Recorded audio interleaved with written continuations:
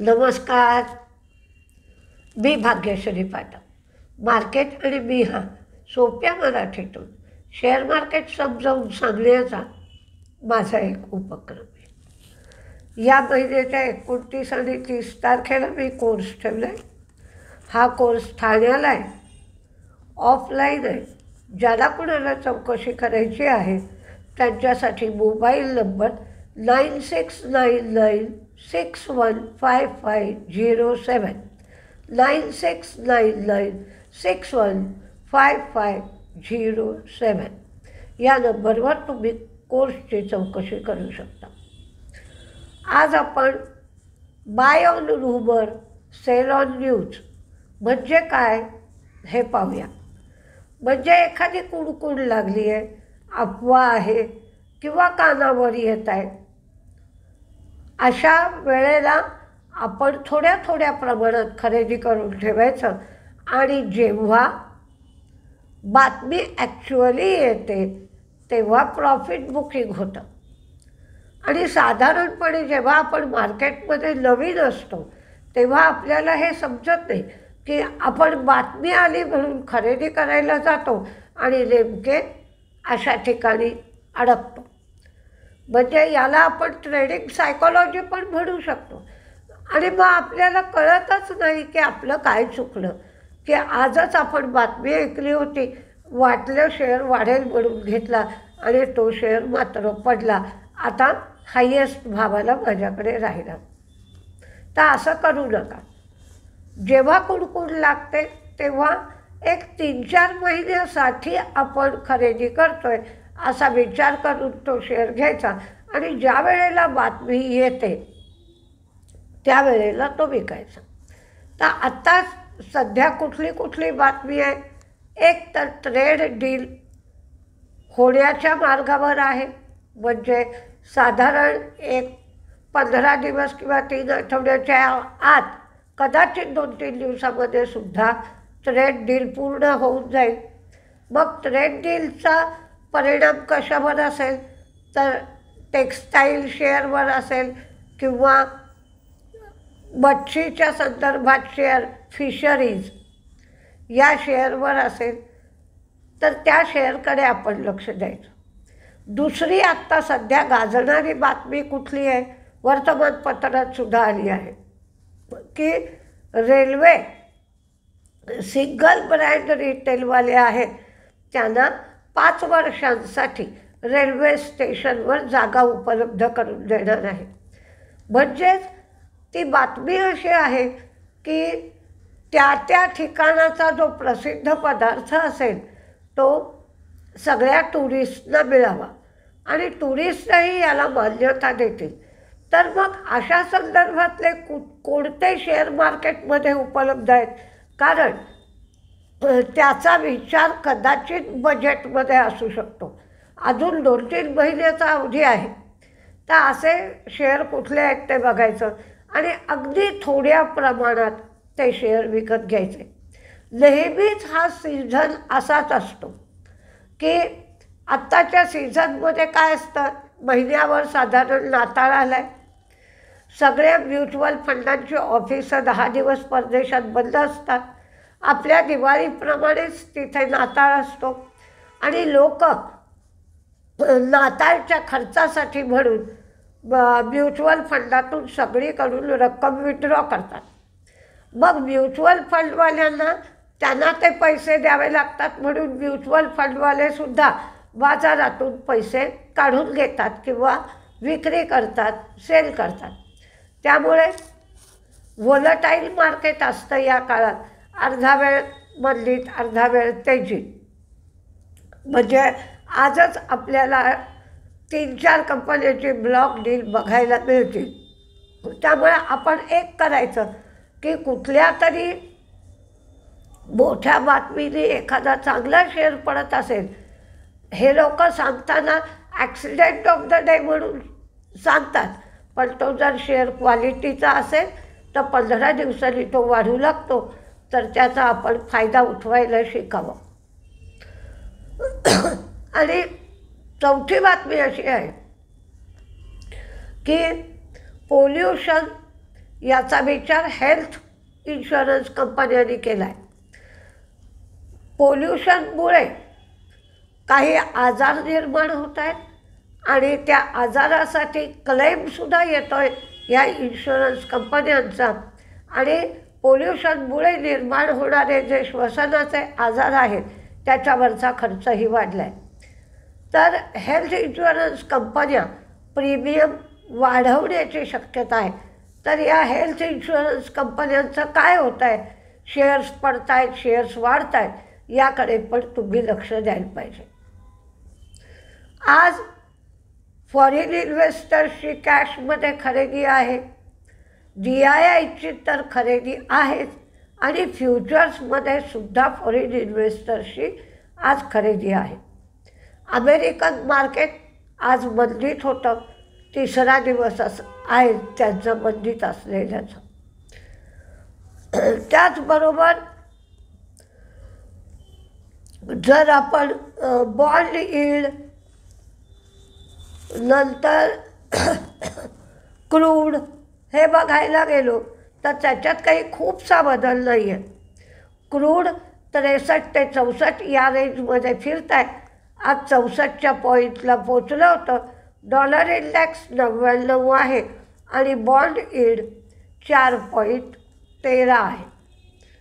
आज पेटीएममध्ये block deal व्हायचं आहे. 1,639 रुपये ते ब्लॉक डीलमधून गोळा करणार आहेत. 1,281 रुपये फ्लोअर प्राईस आहे आणि 4% डिस्काउंटवर हे ब्लॉक डील होणार आहे कालच्या किमतीपेक्षा. आणि याला 60 दिवसाचा लॉक इन पिरियड आहे. दुसरं ब्लॉक डील एम्फसिसमध्ये व्हायचं आहे. टोटल इक्विटीच्या 9.5% हे ब्लॉक डील आहे. 2,570 रुपयांनी हे ब्लॉक डील होणार. म्हणजे फ्लोअर प्राईस 2,570, 4.4% डिस्काउंट आहे कालच्या प्राईसच्या आणि 4,626 कोटी रुपये गोळा होतील. याला 180 दिवसाचा लॉक इन पिरियड आहे. म्हणजे हा दुसऱ्यांदा पुन्हा तुम्हाला शेअर्स विकायचे असतील तर एवढे दिवस गेल्याशिवाय विकता येत नाहीत. एमक्यूआर फार्मा याच्यामध्ये सुद्धा 2% स्टेक विकला जाणार आहे. 1,296 रुपये फ्लोअर प्राईस आहे. 7% म्हणजेच 7% डिस्काउंट आहे आणि 493 कोटी रुपये या ब्लॉक डीलमधून ते गोळा करतील. आता WPIL यांना 426 कोटीचं कॉन्ट्रॅक्ट मिळालं आहे. 4 वर्षात हे कमिशन केलं पाहिजे, म्हणजेच सुरू केलं पाहिजे किंवा 4 वर्षाची मुदत आहे. टाटा पॉवरनी NHPCचं एक प्रोजेक्ट होतं राजस्थानमधलं, ते कमिशन केलं. 300 मेगावॅट सोलर प्रोजेक्ट होतं. ते 2.5 वर्ष झाली होती तर ते कमिशन करण्याचं काम टाटा पॉवरनी केलं. HCL टेकनी NVIDIAबरोबर कोलॅबोरेशन करून एक इनोव्हेशन लॅब लॉन्च केलेली आहे. इन्फोसिसनी AI first global capability model launch केला. JSW इन्फ्रा ते south mineral port company SAOC ही कंपनी ओमानमधली आहे. त्याच्यामध्ये 51% स्टेक JSW इन्फ्रा घेणार आहे. पेस डिजिटेक यांना 929 कोटीची ऑर्डर मिळाली आहे. ॲस्ट्राझेनेका आणि सन फार्मा यांनी ब्रँड पार्टनरशिप केली आहे. ही पार्टनरशिप SZC या औषधाची अवेलेबिलिटी वाढवण्यासाठी ही पार्टनरशिप करण्यात आली आहे. इंडोकेन त्यांना अंबरनाथ युनिट 72 तासात बंद करायला सांगितलं आहे पोल्युशनच्या कारणास्तव. तर आज आपण कुठले कुठले शेअर तेजीत राहतील मंदीत राहतील हे बघूया.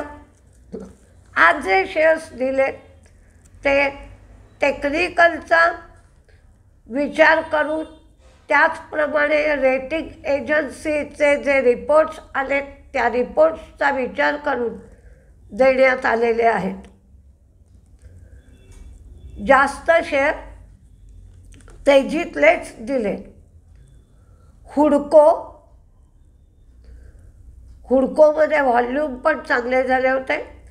PB fintech, Aditya Birla Capital, Laurus Lab, HAL, Lodha, WeWork, TBOटेक, Star Health, Motherson Sumi Wiring, JSW Infra, Jubilant Food, Cements, IIFL Finance, Sapphire Food, West Life Food हे 2 कंपन्या मी याच्यासाठी दिल्या आहेत की स्टेशनवर जे मी म्हटलं की प्रीमियम सिंगल ब्रँड फूड आउटलेटला 5 वर्षासाठी स्टेशनवर जागा दिली जाणार आहे.